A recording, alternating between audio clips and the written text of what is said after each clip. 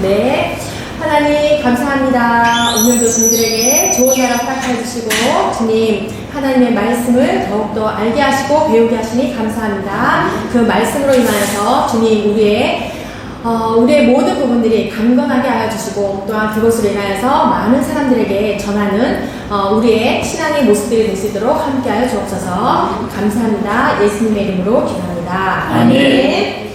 네, 십계명 선포예요. 두 번째 십계명 선포 할 차례예요. 출애굽기서 20장 나와 있는 십계명 선포인데 십계명 들어가기 이전에 출애굽기서 19장 1절만 읽어볼게요. 네, 이스라엘 자손이 애굽 땅을 떠난 지 3개월이 되던 날 그들이 시내 광야에 네, 시내 광야에 도착을 합니다. 이스라엘 백성들이 시내 광야에 그래서 시내산에서 율법을 받잖아요. 율법을 받습니다. 시내산에서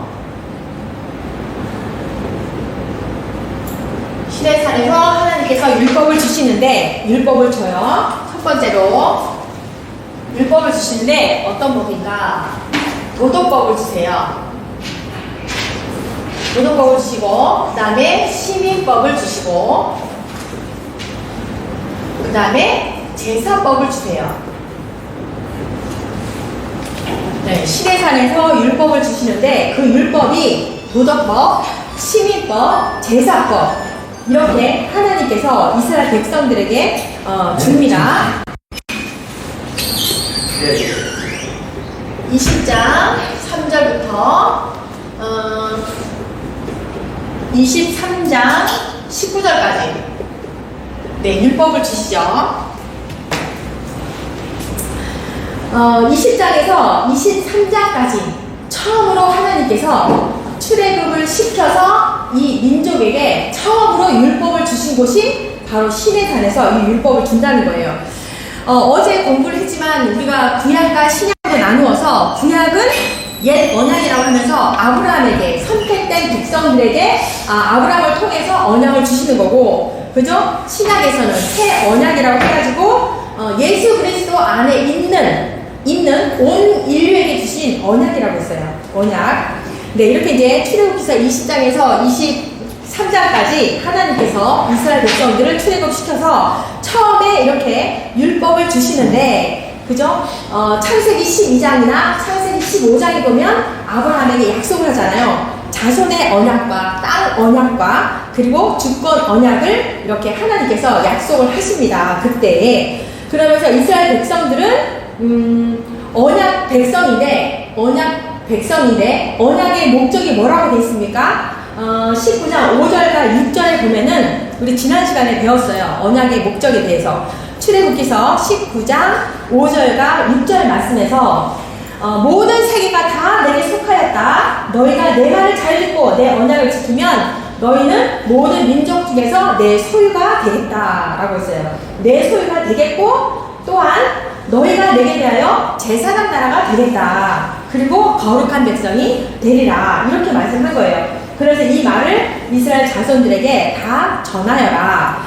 그래서 하나님께서 이스라엘 백성들의 그 언약을 하셨는데 그 언약의 목적이 뭐라고요? 내 소유가 되겠고 제사장 나라가 되겠고 거룩한 백성을 되게 하겠다. 그래서 그게 언약의 목적이 될 수가 있는 거예요.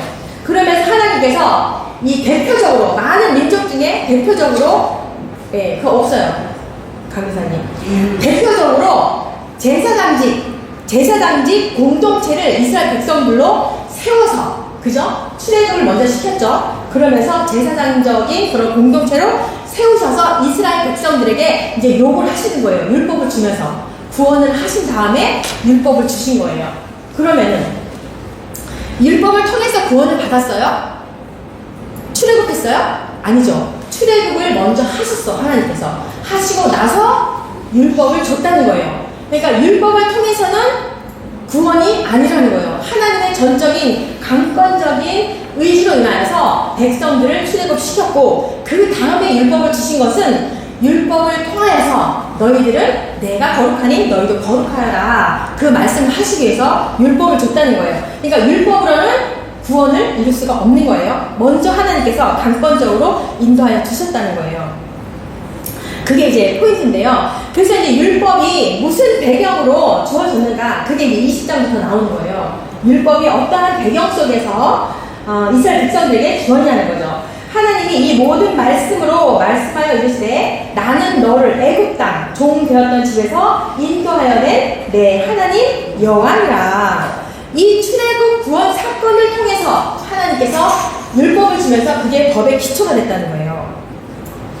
율법이 먼저 있지 아니하고 먼저 이 구원 사건을 통하여서 처음으로 이 법을 주셨다는 거죠. 내가 너희를 애굽 땅에서 인도하였다. 종되었던 그 집에서 내가 너희를 인도하였다. 이렇게 하시면서 법을 줬다는 거예요. 그러니까 2절 말씀을 보면은 하나님께서 어떤 조건이 있는 것이 아니라 무조건적인 은혜로 하나님께서 출애굽시켜서 구원을 하신 후에 법을 줬다는 거예요. 그것을 우리가 기억을 해야 된다는 거예요. 왜 하나님께서는 이스라엘 백성들이 애굽 땅에 있을 때부터, 애굽 땅에 그 민족들이 되게 많았잖아요. 이 애굽이 벌벌 떨 정도로 그렇게 백성들이 많았는데, 그럴 거 했으면 애굽 땅에서 이미 법을 줘도 되는데 왜 이렇게 출애굽 시킨 다음에 법을 주셨을까? 지금 제가 계속 말하지만 율법은 구원의 조건이 아니라 구원받은 자들에게 하나님의 백성으로 살아가기 위한 규범이라는 거예요. 규범. 그죠? 먼저 하나님께서 구원하신 다음에 율법을 줬기 때문에. 그러니까 율법은 구원의 조건이 아니라 거룩한 백성으로 살아가기 위한 거니까 성화의 조건이 되는 거죠. 성화의 조건. 네. 그러면서 레위기 11장 45절에 레위기 11장 45절에 그렇게 말씀하시는 거죠. 내가 거룩하니 너희들도 거룩하라. 그러기 위해서 율법을 주셨다는 거예요.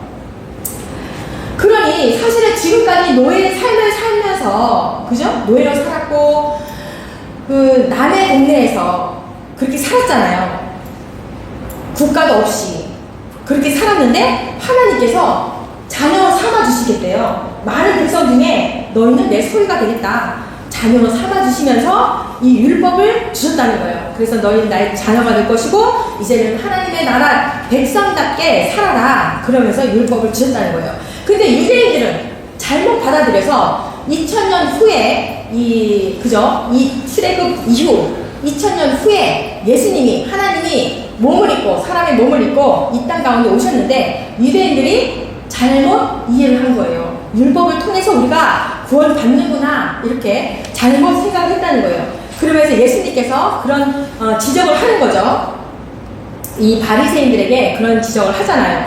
그럼에도 이 바리새인들은 어떻게 해요? 예수님의 그 가르침과 안식일의 그런 병든 자 고침과 이런 것들로 인해서 예수를 이제 죽여야겠다, 이런 걸 하잖아요. 그러면서 모독죄로, 그죠? 율법 모독죄로 죽이려고 이제 바리새인들이 한다는 거예요. 그래서 이제 신약 시대의 율법과 신약 시대에 우리 이제 예수님께서 주신 그 율법과 이 시내산에서 준 율법의 그 목적은 이게 다르게 적용이 된다는 거죠. 그래서 하나님께서는 이스라엘을 먼저 구원하셨다는 것을 먼저 얘기를 하시면서, 그죠? 여기 2절에 그런 말씀 있잖아요. 내가 너희를 인도하였다, 이렇게 말씀하잖아요. 그러니까 너희들을 먼저 구원하셨다는 것을 이야기하면서 율법을 주셨다는 거예요. 그렇다면은 구원은 무엇 때문에 주셨을까? 출애굽하신 이유가 뭘까? 이스라엘 백성들을 출애굽시킨 이유가 뭘까? 우리 또 배웠어요. 출애굽기서 2장 24절이에요.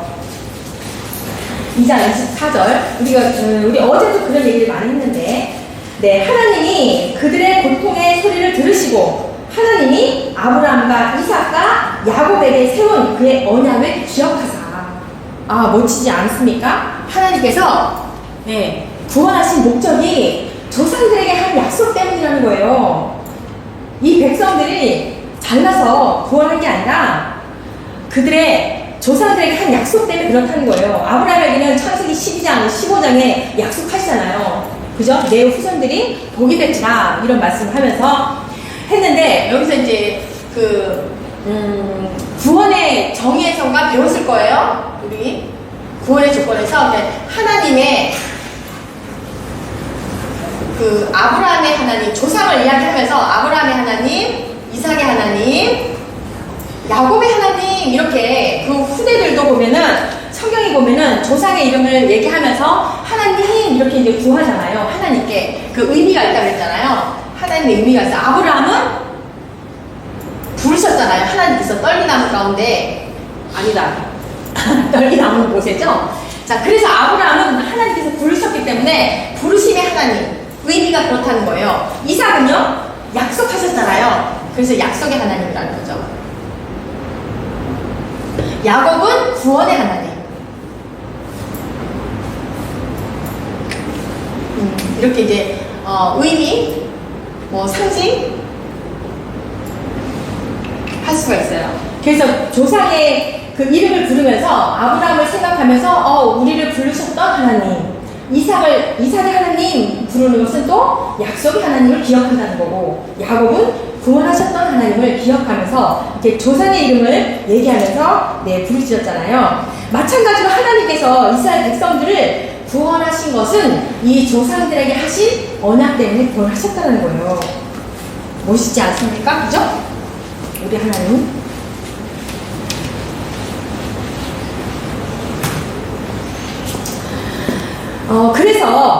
그래서 우리는 율법을 굉장히 중요시 여겨요. 그죠?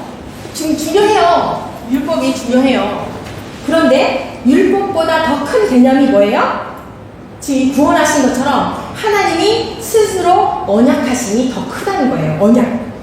하나님의 약속인 그 언약이 율법보다 더 크다는 거예요. 먼저 하나님이 약속을 이뤄주시고 이제는 너희가 내 백성으로 살아가라 라고 하면서 율법을 주신 거거든요. 이렇게 언약 때문에 하나님께서 이스라엘 백성들을 구원하셨다는 것을 기억해야 된다는 거죠. 그래서 율법의 내용에는 시내산에서 율법을 주셨는데, 출애굽기 20장부터 23장까지 주셨는데 거기에 도덕법과 시민법과 제사법이 다 들어있어요. 이 세 가지를 다 율법이라고 하는 거예요.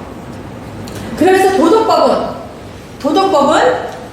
뭐라고 나와 있냐면, 하나님의 백성이라면 누구나 다 지켜야 할 계명이다. 곧 십계명이에요. 도덕법이. 그럼 지금 우리가 이제 십계명 들어갈 거잖아요. 지금 20장에 보면 십계명이 나와 있거든요. 십계명이 바로 도덕법이에요. 그러니까 뭐 신약이든 구약이든 상관없이 우리가 지켜야 될 법이라는 거예요. 그러니까 십계명을 지켜야 하는 것은 언약 백성의 당연한 의무라는 거예요. 그래서 이제 출애굽기서 20장 3절부터 17절까지가 십계명 나오죠. 3절부터 17절까지. 그죠? 그리고 로마서 2장 14절에서 15절까지. 마태복음 5장 17절까지. 그러한 내용들이 나와요. 그 다음에 이제 11법을 주셨는데요. 11법이 21장에 나와요. 21장의 11법. 종에 관한 법, 폭행에 관한 법 쭉 나와 있죠. 인자의 책임, 배상에 관한 법, 도덕에 관한 법, 공평에 관한 법. 이게 다 시민법에 들어가요. 시민법. 21장부터 23장 9절까지. 그죠? 다 나오죠? 구약시대 때, 지금 처음으로 이 시내산에서 하나님께서 율법을 주셨는데, 그 율법 가운데 이 시민법을 주셨는데, 하나님의 백성으로 국가 형태로 만들어야 되기 때문에 이렇게 시민법을 줬다는 거예요. 이 종에 관한 법, 폭행에 관한 법, 뭐 소유에 관한 법, 절도의 법, 이런 모든 법, 이런 것들을 왜 주셨을까요?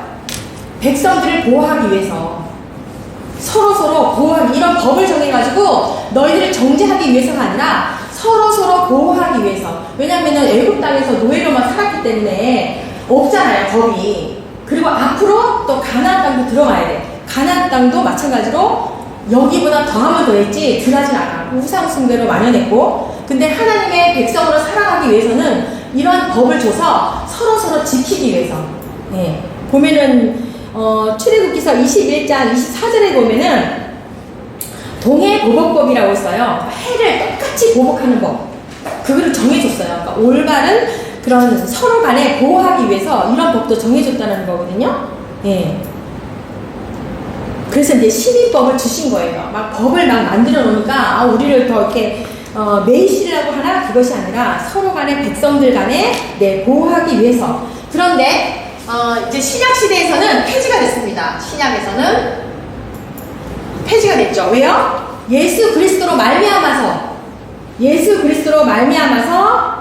이런 법이 중요하지 않고 예수 그리스도를 인하여서 사랑과 용서로 더 뛰어난 법이죠. 이러한 시민법보다 더 뛰어난 법으로 네 지금 신약 시대 때는 이제 없어졌어요. 시민법이. 그 다음에 이제 제사법이 있어요. 제사법 20장 앞부분에 살짝 제사법이 있어갖고 20장 22절에 거기 잠깐 나오고 그 다음에 이제 마지막까지 이제 제사법이 나오잖아요. 제단에 관한 법, 그리고 안식일에 대한 법, 그리고 세 가지 절기에 관한 법, 뭐 무교절은 어떻게 해라, 맥주절은 어떻게 해라, 수장절은 어떻게 해라, 이런 법에 대해서 네 말씀을 하시는 거예요. 여기 시내산에서 출애굽을 하신 다음에 하나님께서 이들에게 이렇게 율법을 주셨다는 거예요. 도덕법과 시민법과 제사법을 줬어요. 이제 하나님의 백성으로 살아가기 위해서 율법을 줬다는 거예요. 이 제사법은 그 율법을 지키지 못했을 경우에 제사법을 통해서 죄를 회복하기 위해서 네, 회복시키는 그런 기능으로 제사법을 주었던 거죠.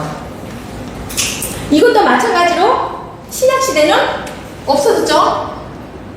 이러한 제사법도 없어졌죠. 당연히 예수 그리스도로 말미암아서 십자가를 통해서 단번에 드린 제사로 영원히 없어졌습니다. 이 제사법도. 그렇지만 지금 현재 남아있는 것은 도덕법이에요. 이거는 물론 없어졌지만 도덕법은 남아있다는 거죠. 지금 현재에도.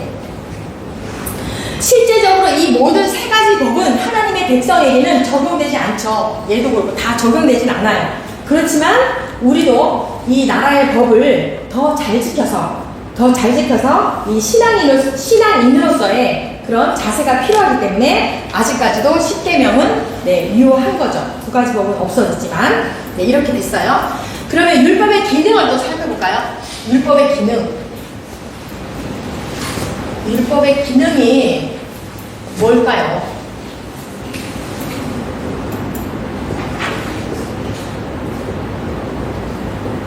율법의 기능. 메모를 잘 읽었어요. 아멘. 메모를 잘 읽었어요. 못다 깨끗하게 막 이쪽부터 막 쓰세요. 골고루. 그게 공부한 것 같잖아요. 깨끗하게 하는 것이. 우리 하나님은 잘 하시는데. 뭔지 안정부가 되게 짧게 썼는데. 자, 네. 율법의 기능. 첫 번째. 뭘까요? 정죄 도구예요. 정죄의 기능. 로마서에 보니까 로마서 3장 20절이죠. 로마서 3장 20절에 율법은 이러한 기능을 하는구나. 율법의 행위로 율법으로 말미암아서 우리가 이제 죄가 무엇인지 깨닫게 하는 거잖아요. 그러므로 율법의 행위로 그의 앞에 의롭다 하심을 얻을 육체가 없나니 율법으로는 죄를 깨닫게 합니다. 그렇게 말했어요. 율법을 통해서 하나님의 의를 나타내는 것이고 그 율법을 통해서 하나님의 은혜 없이는 우리가 살 수가 없군요. 이러한 죄를 깨닫기 위해서.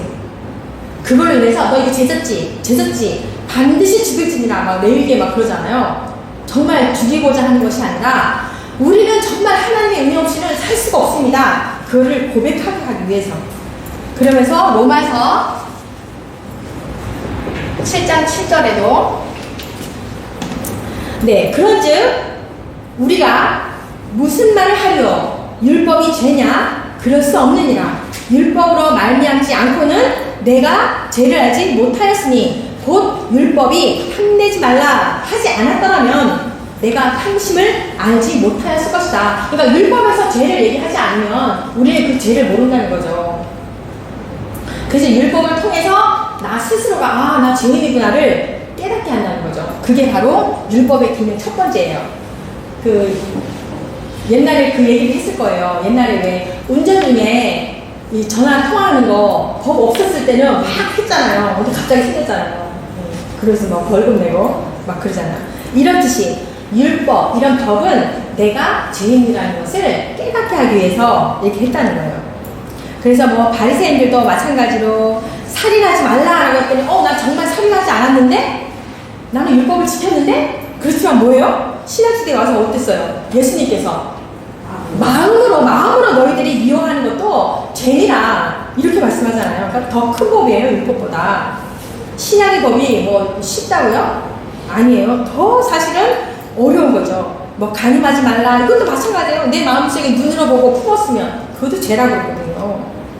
또 그랬잖아요. 뭐 그렇게 되면 내 눈을 뽑아버려라 막 이러잖아요. 그러니까 예수님께서 이렇게 말씀하신 것은 죄를 지을 수밖에 없는 우리는 죄인이라는 것을 깨닫게 하기 위해서라는 거예요. 그래서 십자가 앞에 십자가 은혜를 붙들게 하기 위해서 그렇게 했다는 거예요. 두 번째로는 율법의 기능이 갈라디아서 3장 24절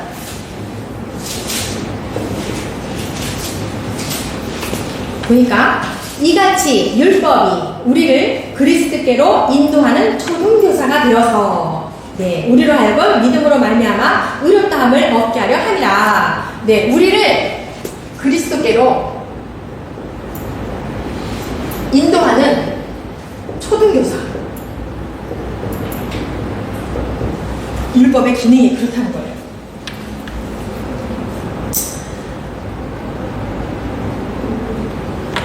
그 다음에 세 번째로는 성화의 기능을 해요. 아까도 말했죠? 성화의 기능을 해요. 구원의 조건이 되는 건 아니고 하나님의 백성으로 살아가도록 하는 거기 때문에 성화의 기능을 하는데 어떤 유명하신 구약학 교수님께서 월터 카이저 박사님께서 이렇게 말했다는 거예요. 만일 하나님께서 율법을 구원의 도구로 사용을 했다라고 하면은 이미 애굽에서 율법을 주었을 것이다. 그렇지 않기 때문에 구원을 해서 율법을 줬기 때문에 율법으로는 구원의 도구가 될 수가 없다. 단지 성화의 도구로만 쓴 것이다. 율법은 그렇게 말을 했어요. 그러니까 출애굽하여서 구원하신 것은 하나님께서 강권적인 무조건적인 은혜로 구원해 주셨다는 거죠. 그 다음에 네 번째로는 영화의 도구.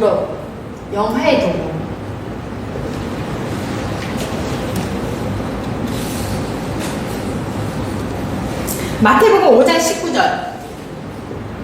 5장 19절에 보니까 그러므로 누구든지 이 계명 중에 지극히 작은 것 하나라도 버리고 또 그같이 사람을 가르치는 자는 천국에서 지극히 작다 일컬을 것이다. 뭐래요? 율법을 지키지 않으면 지옥 간다는 소리가 아니고 천국에서 작다라고 말할 거래요. 그런데 누구든지 이것을 행하라. 그리고 율법을 가르쳤다. 그러면 천국에서 크다라고 말해준대요.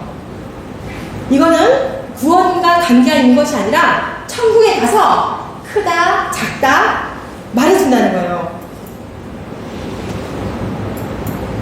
그러니까 하나님께 영광을 돌리는 부분이 크다, 작다를 말하는 거예요.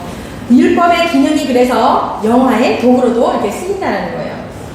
그래서 율법은 구원의 도구는 아니지만, 그죠? 율법이 구원의 도구는 아니지만 이와 같이 정죄의 기능과 그리스도께로 인도하는 초등교사의 역할을 하고 있고 성화의 기능과 영화의 도구를 하고 있기 때문에 여러 기능을 하기 때문에 우리는 이 부분들을 지켜나가야 된다는 거예요. 그러면서 예수님께서 마태복음 5장 17절에 그런 말씀을 하셨어요. 내가 율법이나 선지자를 폐하러 온 줄로 생각하지 마라. 폐하러 온 것이 아니고 완전하게 하려 하리라. 네. 그래서 예수님께서 율법 완성 때문에 오셨다는 거예요. 율법 완성으로.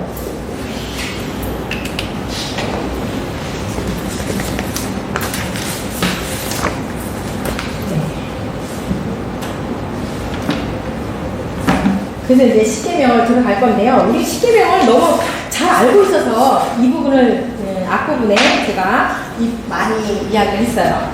이제 아셨죠? 시내산에서 율법을 줬는데 십계명은 도덕법이라는 거 다 말씀하는 게 아니고, 그래서 십계명은 죄를 드러나게 하면서 하나님의 백성들의 성화를 돕고, 이제 교제로 들어가 보면요, 교제 있어요.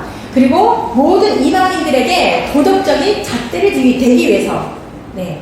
또 믿지 않는 자들에게는 또 이러한 율법의 잣대로 인하여서 그죠? 이 갈라져야 되기 때문에 이 십계명을 주셨다는 거죠. 그러면서 이제 율법과 복음의 차이점을 좀 보면은, 율법과 복음의 차이점.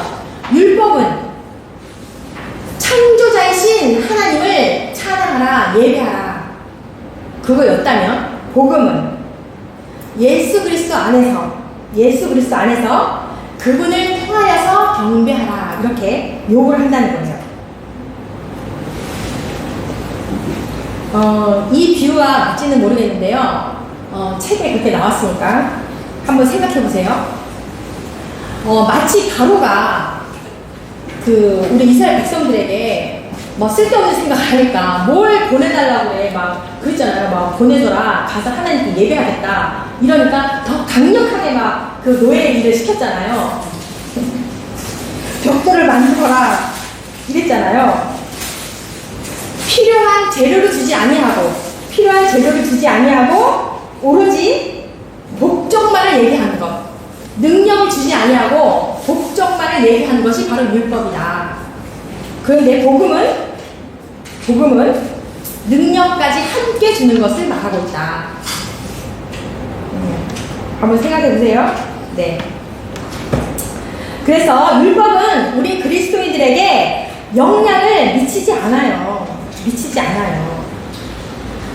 그래서 율법은 우리 그리스도인들을 구원할 수는 없지만 예수님께로 인도하는, 그죠? 영생을 준비하는 생활 규범이라고 말할 수가 있어요. 로마서 3장 31절 볼까요?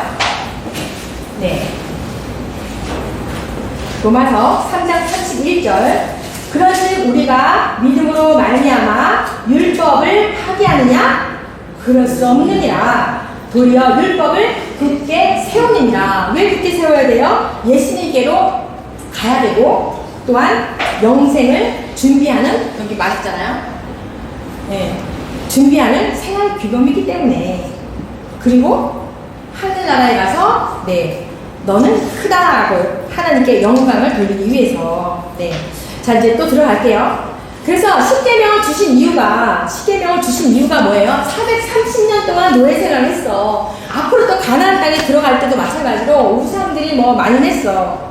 그렇기 때문에 하나님께서 주신 것이, 아까도 말했지만 레위기 11장 45절에서 말씀한 것처럼 내가 거룩하니 너희도 거룩하여라 하기 위해서, 나의 백성으로 사랑하게 하기 위해서 십계명을 주셨다는 거예요.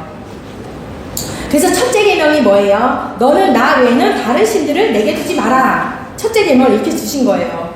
위르신 신앙을 준 거죠. 다른 신은 안 된다, 금지한 거예요. 오직 하나님께만 예배하라, 이러한 말씀을 주신 거예요. 그리고 두 번째 계명은 뭐라고 되어 있냐면은 다른 예배를 보호하기 위해서 우상 숭배를 금하는 계명이었죠. 우상 숭배를 금하라. 그러니까 하나님이라고 하면서 막 형상을 만들어가지고 하는 것, 그것도 안 된다는 거예요. 그런 우상에게 절하지 마라. 형상도 하면 안 된다. 그리고 그것에 대해서 예배에서도 안 된다. 그러면서 하나님은 질투하는 하나님, 그 얘기도 하잖아요. 많은 민족 가운데 너희가 내 소유가 되겠고 제사장 나라가 되겠고 거룩한 백성이 될 것이야 라고 했는데 다른 신에게 예배한다라고 하면 내 소유가 뺏긴 거잖아요. 내 소유라고 했는데 그러니 하나님께서는 질투하신 하나님 이렇게 또 표현하신 거예요. 그러면서 3계명은 너는 내 하나님 여호와 이름을 망령되게 부르지 말라. 네, 막 그러잖아요. 막 하나님의 이름을 막 갖다 붙여가지고 그러한 이렇게 망령되게 하나님의 이름을 붙여가지고 맹세하지 말라는 거예요.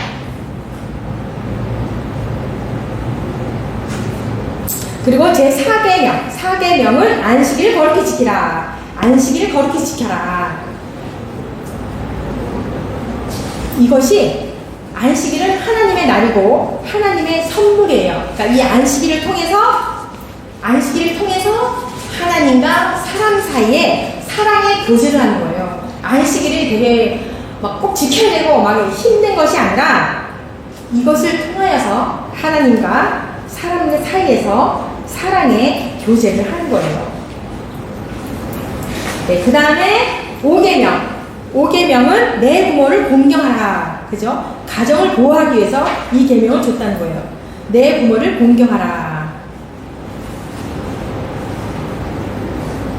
그런 이제 질서를 지키게 한 거죠. 대신에 무조건적이 아니라 부모는 또 어때요? 부모는 그 반대로 자녀들에게 하나님의 율법을 양육해야 해요. 그죠? 네. 그 다음에 6계명에는 살인하지 말라. 네, 살인 금지 규명을 주셨어요. 생명 보호하기 위해서.